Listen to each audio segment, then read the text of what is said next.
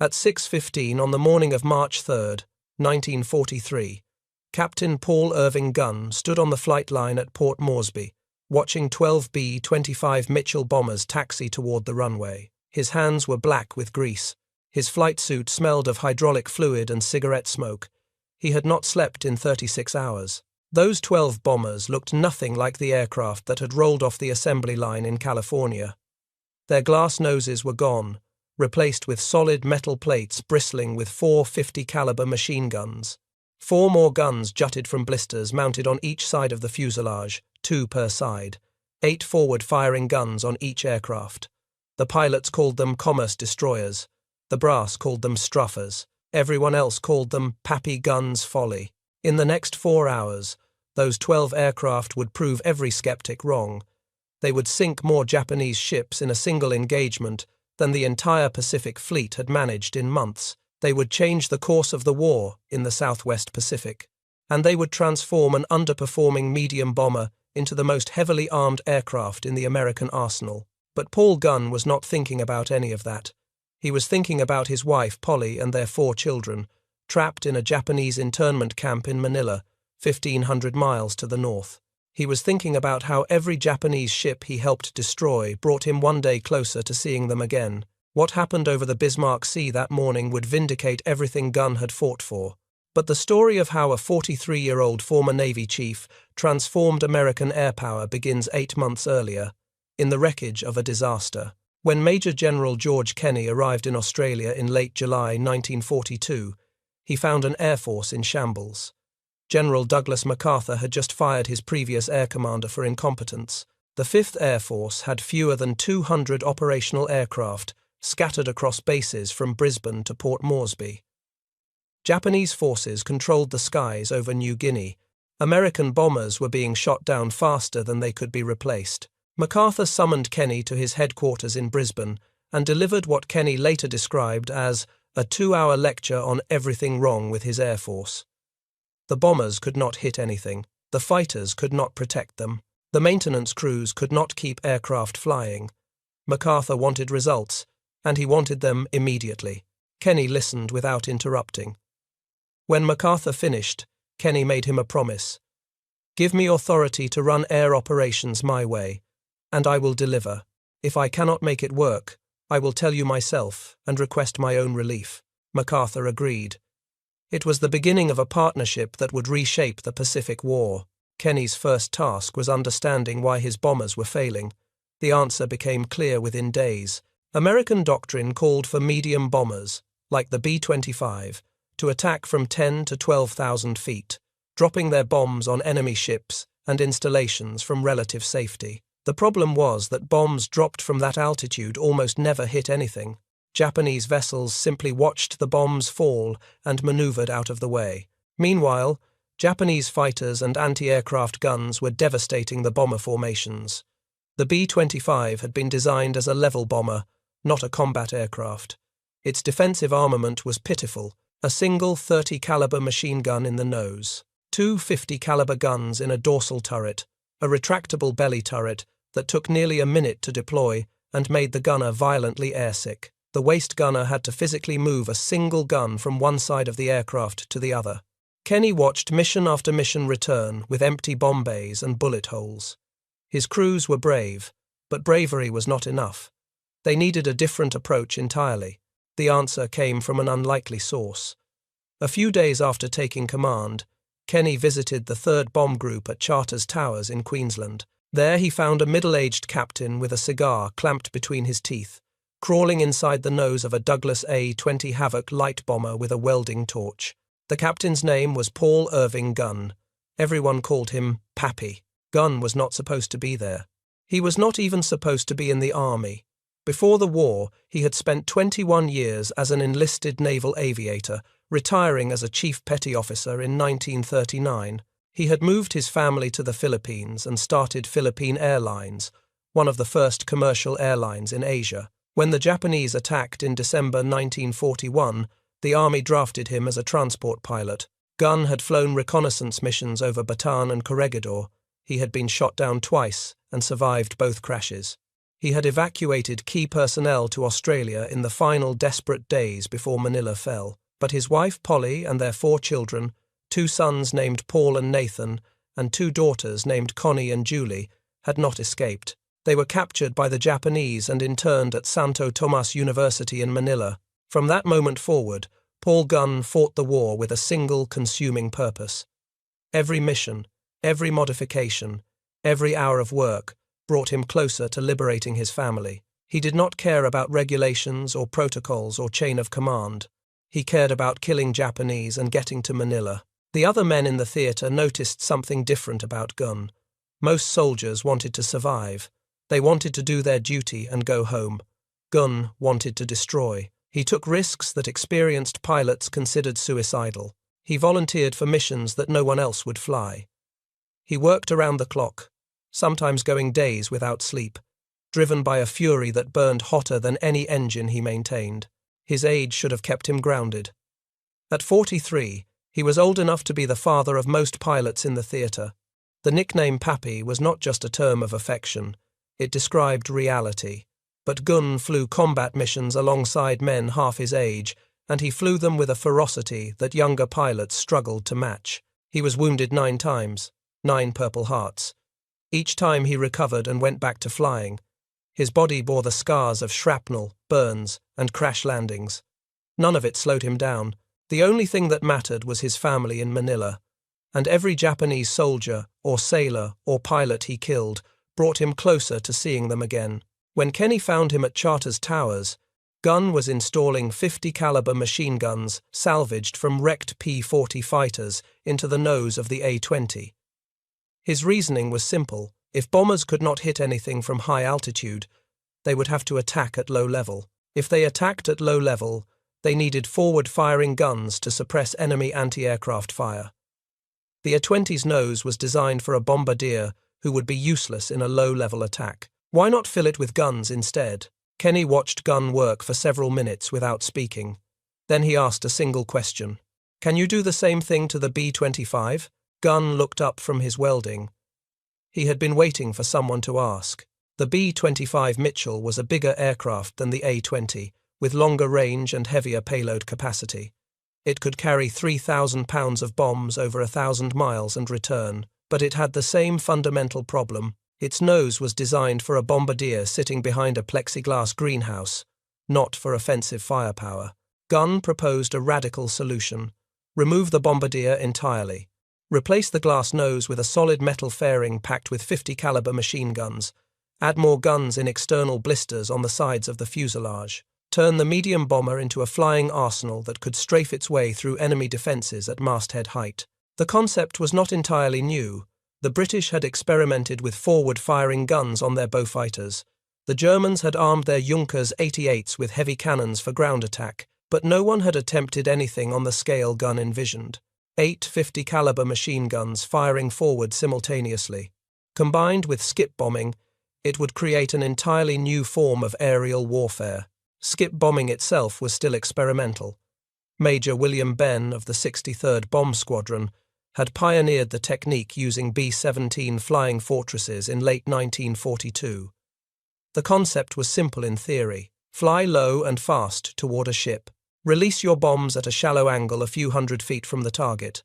The bombs would skip across the water like flat stones, slam into the side of the vessel at the waterline, and detonate inside the hull. A direct hit below the waterline was far more damaging than a bomb striking the deck from above. But skip bombing with B-17s was awkward and dangerous. The big 4-engine bombers were too slow, too ungainly, too vulnerable at low altitude. The technique demanded a faster, more maneuverable aircraft. The B-25 was perfect for the role, but only if it could suppress the anti-aircraft fire that would otherwise tear it apart during the approach. That was where the forward-firing guns came in, strafe the ship's deck during the approach, kill the gunners before they could aim their weapons, then drop the skip bombs into the defenseless hull. It was elegant in its brutality. North American Aviation, the company that built the B-25, said it was impossible. The aircraft was not designed for that kind of stress. The weight and balance would be completely wrong. The recoil from that many guns firing simultaneously would shake the airframe apart. Gunn did not care what North Americans said. He had spent 20 years maintaining Navy aircraft in conditions the factory engineers could not imagine. He knew what worked and what did not, and he had a partner who shared his vision. Jack Fox was North American Aviation's field service representative in Australia. His job was to help maintain the B-25s and report problems back to the factory. Instead, he became Gunn's co-conspirator. Fox understood the aircraft's engineering. Gunn understood what it needed to do in combat. Together, they would rebuild the B-25 from the nose back. Their first prototype was a B-25C, with serial number 1-12437. They called it Pappy's Folly. Gunn and Fox worked in a maintenance hangar at Eagle Farm Airfield near Brisbane. They stripped out the bombardier's position and installed 450 caliber Browning machine guns behind a metal plate that replaced the glass nose. Each gun carried 500 rounds of ammunition. They added 4 more guns in external blisters, 2 on each side of the fuselage below the cockpit. The blisters were fabricated from sheet metal salvaged from wrecked aircraft. The work took weeks. Gunn pulled parts from every source he could find, guns from crashed fighters, ammunition from supply depots, sheet metal and welding rod from wherever he could beg, borrow, or steal. There are stories, never officially confirmed, that Gunn once threatened a Dutch supply officer with a Thompson submachine gun to obtain gun sights that had been allocated to another unit. When the prototype was finished, it bristled with 8 forward-firing 50 caliber machine guns. The pilot could unleash all 8 simultaneously, pouring over 6,000 rounds per minute into a target directly ahead. No bomber in any air force had ever carried that kind of forward firepower. The first test flight nearly ended in disaster. The weight of the guns and ammunition had shifted the aircraft's center of gravity forward. The B-25 wanted to nose over on takeoff. Gunn and Fox spent another week adjusting the installation, moving the guns further aft, redistributing ammunition storage. The second test flight went smoothly. Then came the firing tests.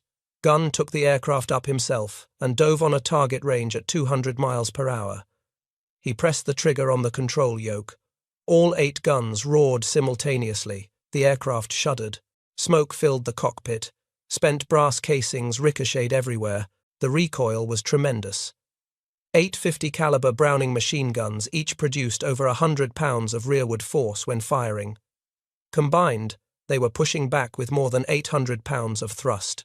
The aircraft actually slowed in the air when all guns fired simultaneously. Pilots learned to compensate by adding power during strafing runs. The sound inside the cockpit was deafening. The vibration shook instruments loose from their mounts. The smell of cordite and hot gun oil permeated everything. Pilots came back from test flights with ringing ears and trembling hands. But the airframe held. The guns tracked true, and the target was shredded beyond recognition. The 50 caliber Browning M2 was the perfect weapon for this application.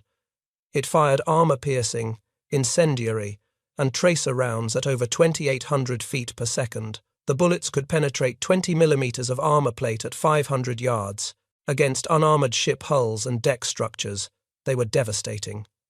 Against human beings caught in the open, they were unsurvivable. Each gun fired at a rate of approximately 800 rounds per minute. 8 guns meant 6,400 rounds per minute directed at a single point. A 3-second burst put over 300 heavy-caliber rounds into the target. Nothing built by human hands could absorb that kind of punishment and remain functional. General Kenny flew out to witness the next test. He watched Gunn make 3 firing passes on a derelict ship in the harbour. Every pass walked a stream of tracers across the deck. By the 3rd pass, the ship's superstructure was in flames. Kenny had seen enough. He ordered Gunn to modify every B-25 he could get his hands on. The conversion program expanded rapidly. What began as a single prototype became an industrial operation. Gunn established modification centres at Eagle Farm near Brisbane and later at Townsville in Queensland. Teams of mechanics worked around the clock converting standard B-25s into strafers. The work was painstaking. Each aircraft required dozens of hours of labour. The bombardier's station had to be stripped out entirely. New mounting brackets had to be fabricated and welded in place. Electrical systems had to be rewired to connect the guns to the pilot's controls. Ammunition feeds had to be installed. The whole nose section had to be reinforced to handle the recoil loads. Finding parts was a constant challenge. The 50 caliber Browning machine guns came from crashed fighters. Gun sent teams to scour every wreck they could find, salvaging guns, ammunition, belts, feed mechanisms, anything that could be used. When official channels failed, Gunn improvised. He became infamous for requisitioning parts without authorization, for pressuring supply officers who refused to cooperate, for acquiring materials through channels that were not entirely within regulations. By late February 1943, 12 B-25s had been converted to strafers at the Modification Center in Townsville. They were assigned to the 90th Bomb Squadron of the 3rd Bomb Group, commanded by Major Edward Larner. Larner was a bold pilot who had transferred from the States specifically to fly the new gunships.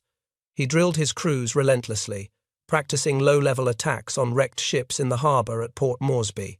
The pilots called the training terrifying, flying at 200 feet above the water, releasing bombs that skipped across the surface like flat stones, pulling up at the last possible moment to avoid the masts of the target vessel. A single mistake meant death. There was no margin for error at that altitude, but Larner believed in the concept.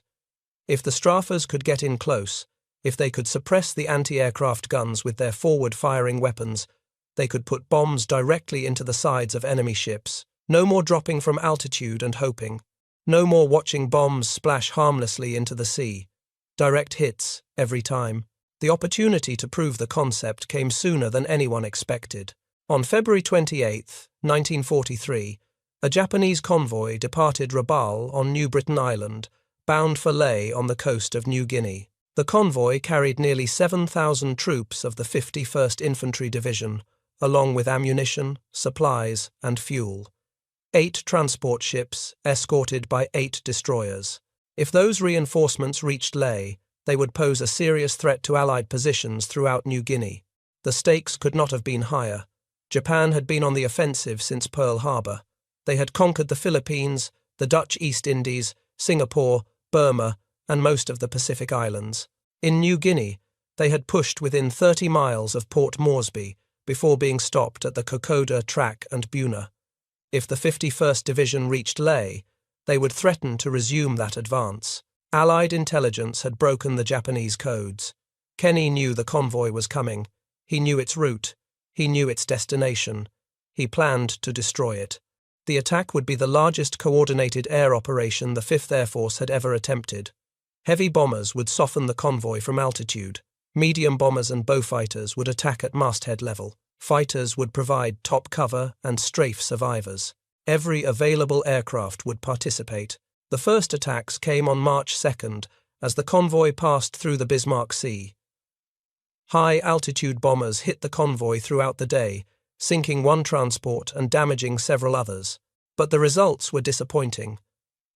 Hundreds of bombs had been dropped. Only a handful had found their marks. The remaining ships pressed on toward Lae. They would arrive the following morning unless something stopped them. That something was the strafers.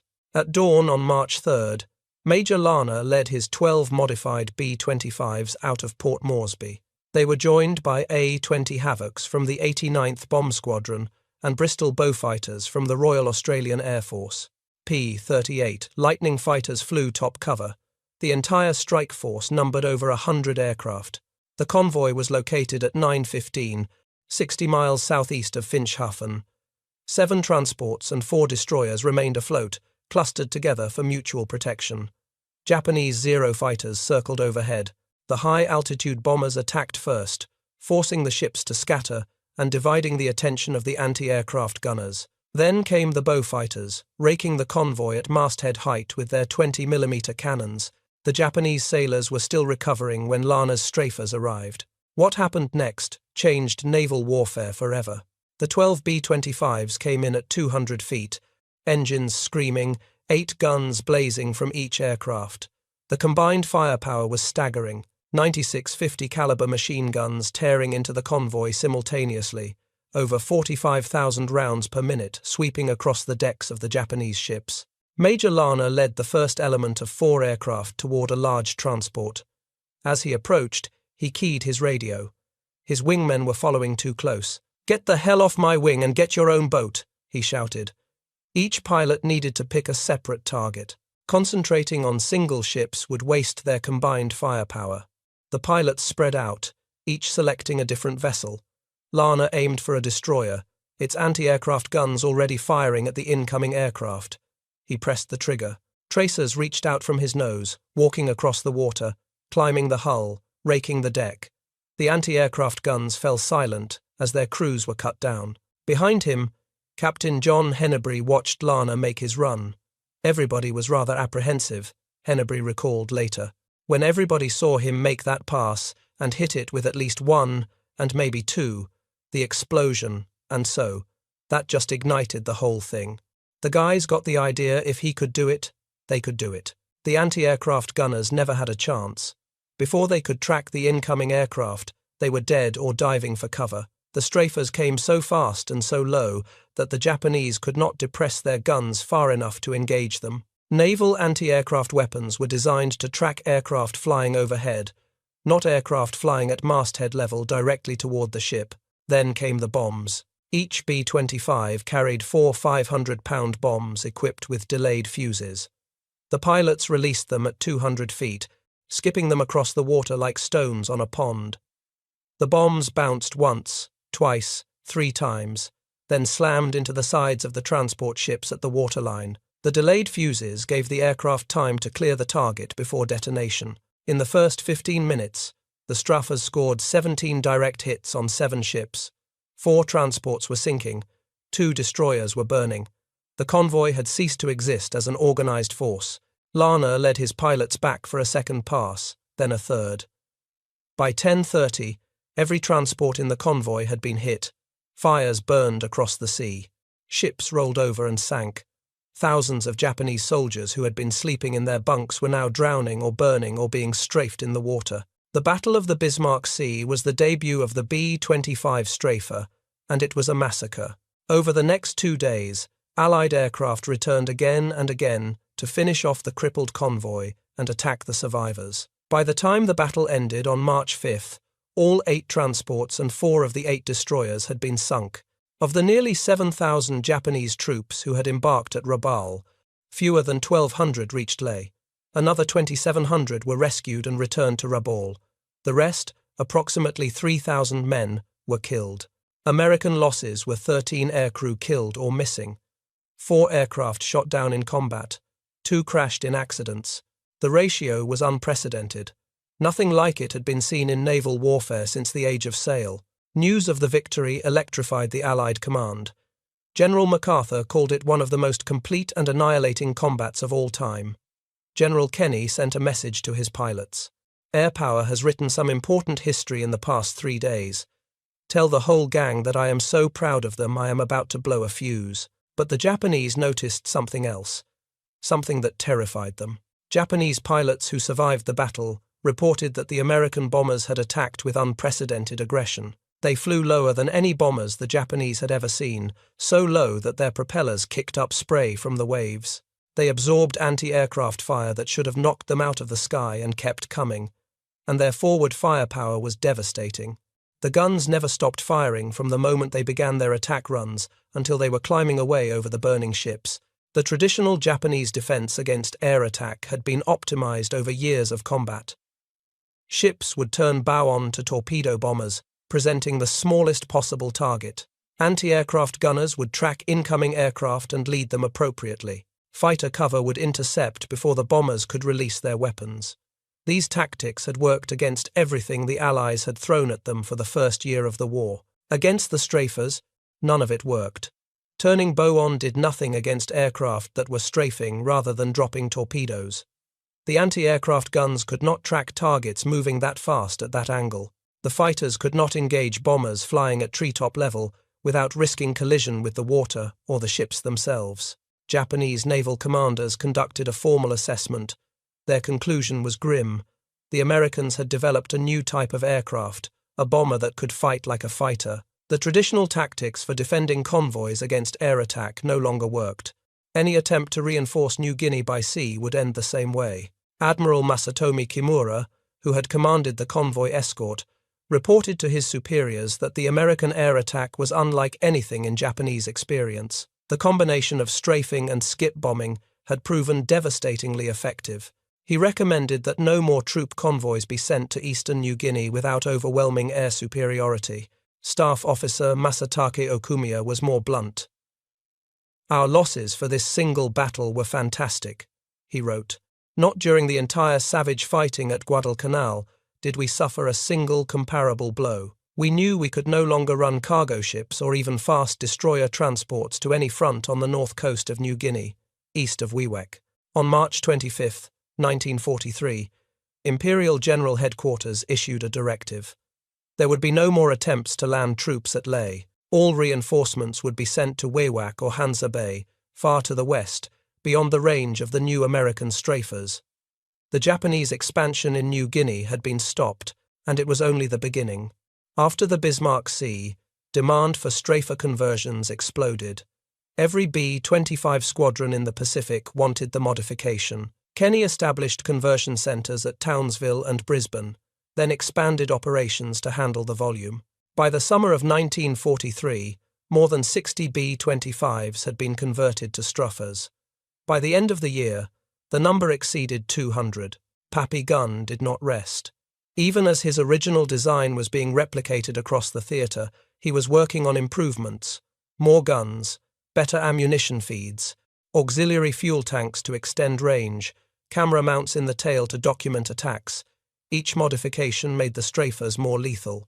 In August 1943, the strafers proved their worth again at Wewak. The Japanese 4th Air Army had concentrated nearly 200 aircraft at 4 airfields around Wewak, preparing for a major offensive. Kenny decided to destroy them on the ground. The problem was range. Wewak was over 500 miles from Port Moresby, beyond the escort range of American fighters. Heavy bombers could reach Wewak, but without fighter protection they would be vulnerable to Japanese interceptors. Kenny needed to find a way to get his fighters closer to the target. He found the solution in an abandoned pre-war airstrip near the village of Marilinan, high in the Owen Stanley Mountains, about 300 miles south of Wewak. Australian infantry secured the area, while American engineers rushed to make the strip operational. The work was done in secret. Japanese reconnaissance never detected the activity. Meanwhile, Kenny ordered a brilliant deception. Construction crews built dummy airfields at Bena Bena and other locations, raising large clouds of dust to make it appear major bases were being constructed. Japanese bombers attacked these fake airfields repeatedly. Convinced they were preventing Allied occupation, the real base at Marilinan remained undetected. On the night of August 16th, 50 B-17s and B-24s bombed the Wewak airfields from high altitude. The Japanese were caught off guard but scrambled fighters to intercept. Several bombers were damaged, but the raid accomplished its primary purpose. It alerted the Japanese that an attack was underway and prompted them to prepare their aircraft for immediate takeoff the following morning. The attack on August 17th caught the Japanese completely by surprise. B-25 strafers came in at treetop level from a direction the Japanese had not anticipated, their guns blazing, strafing aircraft lined up on the runways with their engines running and pilots aboard. The Japanese were waiting to take off when the Americans arrived. They never got the chance. The scene was everything a strafer pilot dreamed of. 60 Japanese bombers lined up on either side of the runway, engines warm, crews aboard, ready for takeoff. The B-25 swept across the field at 200 miles per hour, 8 guns per aircraft pouring fire into the parked bombers. Aircraft exploded, fuel tanks detonated. Pilots died in their cockpits before they could even begin their takeoff rolls. Over 5 days, the 5th Air Force destroyed more than 170 Japanese aircraft. The 4th Air Army was reduced to an operational strength of about 30 planes. Japanese air power in New Guinea never recovered. Meanwhile, North American aviation had finally acknowledged what Gunn had proven in combat. The strafer configuration worked. The company began incorporating variations of Gunn's modifications into production aircraft. The B-25G model added a 75mm M4 cannon in the nose alongside 2 machine guns. The B-25H carried 4 nose guns plus 4 in blister packages plus a lighter T-13E1 cannon that reduced the punishing recoil. 14 forward-firing weapons on a single aircraft. The 75mm cannon was a bold experiment. It was essentially an M4 tank gun, adapted for aircraft use. The barrel extended 9.5 feet through the nose of the aircraft, with the breech mechanism extending under the pilot's seat. The navigator, sitting behind the pilot, loaded the 15-pound shells by hand. The cannon could penetrate the armor of any ship afloat. A direct hit would open a hole in a destroyer's hull large enough to walk through. Against transport ships and barges, it was overkill. One round would often sink a small vessel outright, but the cannon had serious limitations. It could only fire about 4 rounds during a single attack pass. Loading was slow and difficult, especially in a pitching, rolling aircraft. The recoil was punishing. When the cannon fired, the entire aircraft shuddered as if it had hit a wall. Pilots reported that instruments shook loose from their mounts. The compass deviation could reach 15 degrees. Most significantly, the cannon required a steady approach to aim accurately. The pilot had to fly straight and level toward the target, giving anti-aircraft gunners a perfect opportunity to track and engage. Many crews found the cannon more trouble than it was worth. They preferred the machine guns, which allowed them to maintain evasive maneuvering throughout the attack. Despite these limitations, the cannon-armed B-25s saw extensive service. They proved effective against hardened targets like bunkers and bridge abutments. Against shipping, they could disable an enemy vessel's fire control systems with a single well-placed round, allowing follow-up aircraft to skip-bomb the defenseless hulk. But the ultimate expression of Gunn's vision came with the B-25J model, which entered production in late 1943. The solid-nose version of the J carried 8 50-caliber machine guns in the nose, 4 in blister packages, 2 in the dorsal turret, 2 in the waist, and 2 in the tail. 18 machine guns total, 8 of them pointed forward.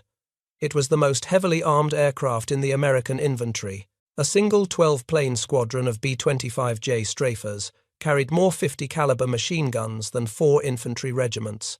Their combined firepower could put over 100,000 rounds per minute into a target area. Nothing that floated or flew or crawled could survive that concentration of destruction. The Japanese called them flying machine gun nests. American crews called them executioners. Both names were accurate. By 1944, strafer operations had evolved into a precisely choreographed form of destruction. The aircraft attacked in waves. The first wave suppressed anti-aircraft fire. The second wave dropped parachute fragmentation bombs on personnel and equipment. The third wave skip bombed hardened targets. The fourth wave strafed survivors. Each wave prepared the target for the next. The parachute fragmentation bombs, called parafrags, were another innovation perfected by Gunn and Kenny. Standard bombs released at low altitude would bounce back up and destroy the aircraft that dropped them. The parachute slowed the bomb's descent just enough for the aircraft to clear the blast radius. When the bombs hit, they scattered fragments over a wide area, shredding personnel and soft targets. Against airfields, the parafrags were devastating. A single B-25 could carry over 100 of the small bombs. A 12-plane formation could blanket an entire airfield with thousands of fragments, killing maintenance crews, puncturing fuel drums, shredding canvas tents, and damaging parked aircraft beyond repair. The technique proved devastating against Japanese positions throughout the Pacific. Airfields, harbors, supply dumps, troop concentrations, coastal shipping. Everything was vulnerable to the strafers. The Japanese could not move men or material by daylight without risking destruction. They were forced into traveling only at night, which slowed their operations to a crawl and made coordination nearly impossible. Japanese troops learned to dread the distinctive sound of approaching B-25s. The roar of the Wright Cyclone engines at full power, the howl of propellers biting into thick tropical air, the sudden eruption of machine gun fire. Men dove into foxholes and ditches, praying the guns would not find them. Those who hesitated died. At Hollandia, in March 1944, strafers caught over 300 Japanese aircraft on the ground and destroyed most of them. At Rabaul, they systematically dismantled what had been the most powerful Japanese fortress in the South Pacific. By the time American forces invaded the Philippines in October 1944, the strafers had established complete air superiority over the entire theater. Paul Gunn flew many of those missions himself. Despite his rank, despite his age, despite orders to stay on the ground, he refused to stop flying combat. He was awarded the Distinguished Flying Cross twice, the Silver Star, the Legion of Merit, the Air Medal, and 9 Purple Hearts. 9 times wounded, 9 times back in the cockpit. In late 1944, Gunn was seriously wounded during a Japanese bombing attack on Leyte. The injuries finally forced him out of combat. He was evacuated to Australia to recover, but by then, the war had turned decisively against Japan, and the moment Gunn had been fighting for was finally at hand. On February 3, 1945, elements of the 1st Cavalry Division broke through Japanese lines and raced toward Manila. General MacArthur had personally ordered the flying column to liberate Santo Tomas internment camp as quickly as possible. The Liberation Force arrived that evening. Colonel Dave Hutchinson, commander of the 308th Bombardment Wing, a special unit that controlled operations in forward areas, went with the Liberation Force specifically to find the Gunn family. He had known Pappy for years. He understood what that family meant to him. Inside the camp, Polly Gunn and her 4 children had survived more than 3 years of captivity. They had endured starvation, disease, abuse, and the constant threat of execution. Japanese guards had become increasingly brutal as the war turned against them. In the final weeks, they had stopped distributing food entirely. Prisoners were dying of malnutrition. The children, Paul and Nathan and Connie and Julie, had grown up in captivity. Paul and Nathan had become experts at smuggling food from Japanese garbage bins to keep their family alive. They had found a hidden radio in the camp attic and provided other prisoners with news of the war's progress, risking execution every time they climbed the stairs. When the American tanks crashed through the gates, Polly Gunn was among the first to greet them. She had not seen her husband in over 3 years. She did not know if he was alive or dead. She only knew that liberation had finally come. The family's ordeal was not quite over. In the days following liberation, Japanese artillery bombarded Santo Tomas repeatedly.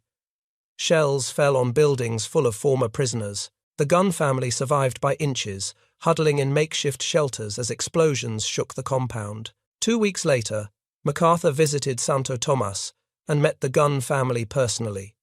He put them on an aircraft bound for Australia, where Pappy was recovering from his wounds.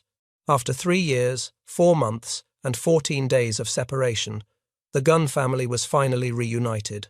Paul Gunn retired from the army in 1948 with the rank of colonel. His discharge was due to physical disability from his many wounds. He returned to the Philippines and rebuilt Philippine Airlines, which still operates today as one of the oldest airlines in Asia. On October 11, 1957, Gunn was flying a Beech 18 on a charter flight in the central Philippines when he encountered a sudden storm. The aircraft crashed. There were no survivors. Paul Irving Gunn was 57 years old, just 1 week shy of his 58th birthday. He had once told friends that he would die before he turned 60 with his boots on and the throttles firewalled. That is exactly how he went out. General Kenny wrote a book about him called The Saga of Pappy Gunn. In it, Kenny called him the most audacious and irresponsible officer he had ever known, and also the most effective.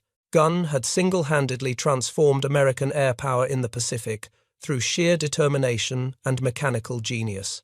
Major Edward Larner, who led the first strafer attack at Bismarck Sea, did not survive the war. On April 30th, 1943, less than 2 months after his greatest triumph, Larner was killed in a landing accident at Dobadura. He was performing his trademark low approach, a steep dive followed by a sharp pull-up, but this time his B-25 was overloaded with passengers, baggage, tools, and 2,000 pounds of bombs. When he pulled up, the aircraft stalled, spun, and crashed. 8 men died, including Larner. He left behind a wife and 2 daughters. Captain John Hennebury took over the 90th Bomb Squadron after Larner's death. He led the strafers through the rest of the New Guinea campaign and into the Philippines. After the war, he became a pioneer in jet aviation and eventually rose to the rank of Major General.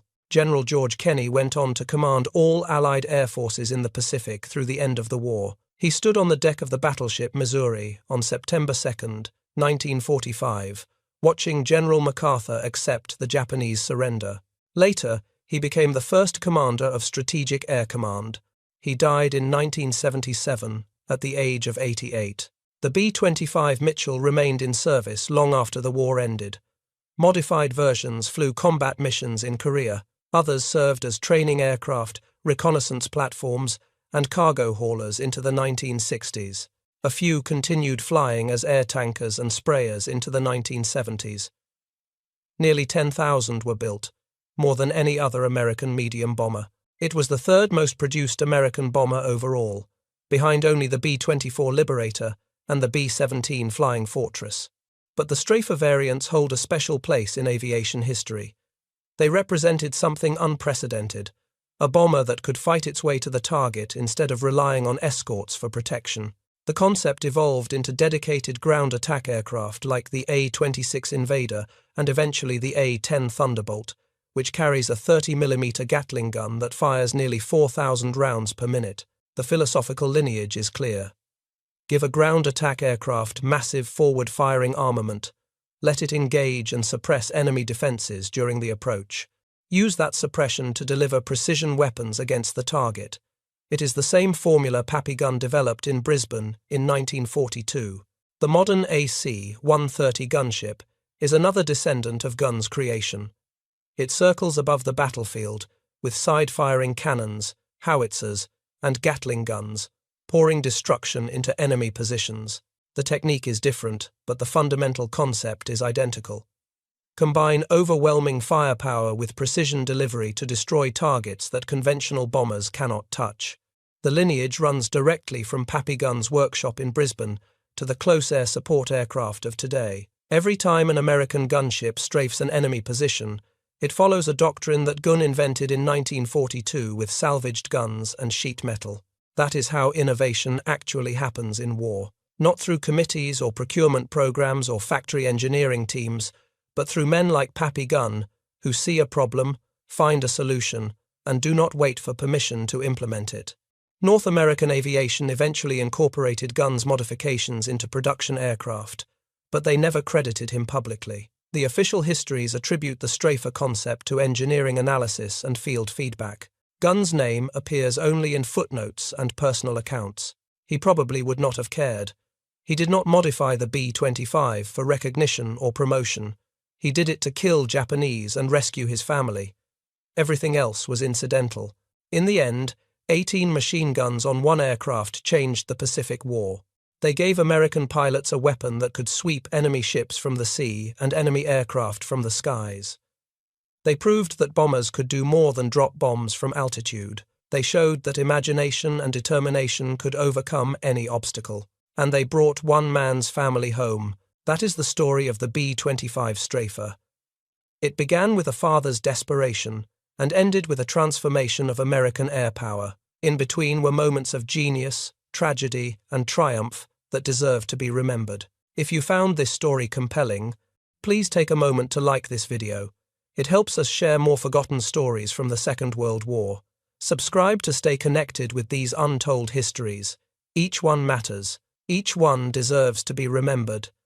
And we would love to hear from you. Leave a comment below telling us where you are watching from. Our community spans the globe, from veterans to history enthusiasts. You are part of something special here. Thank you for watching, and thank you for keeping these stories alive.